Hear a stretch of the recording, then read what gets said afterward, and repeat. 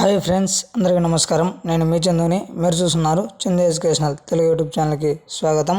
ఈ వీడియోని స్కిప్ చేయకుండా లాస్ట్ వరకు చూడండి.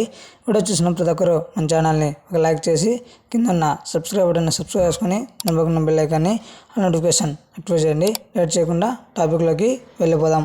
రాష్ట్ర వ్యాప్తంగా అందరూ కూడా తల్లికి వందనం అంటే అమ్మఒడి పథకానికి సంబంధించి తల్లికి వందనం పేరుతో తీసుకొచ్చే కొత్త ప్రభుత్వం ఈ పథకానికి సంబంధించి అందరూ కూడా ఎదురు చూస్తున్నారు. ఈ నేపథ్యంలో రాష్ట్ర ప్రభుత్వం రేపు దీనికి సంబంధించి కీలక అప్డేట్ ఇవ్వబోతుంది.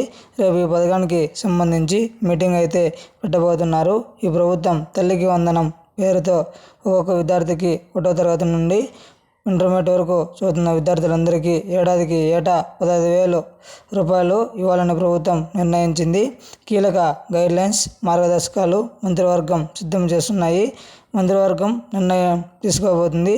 అసలు ఆ పథకానికి సంబంధించి విధి విధానాలు ఏంటి, ఎప్పటి నుంచి ఈ పథకానికి నిధులు ఇవ్వాలి అనేది మనకు రేపు తెలియబోతుంది.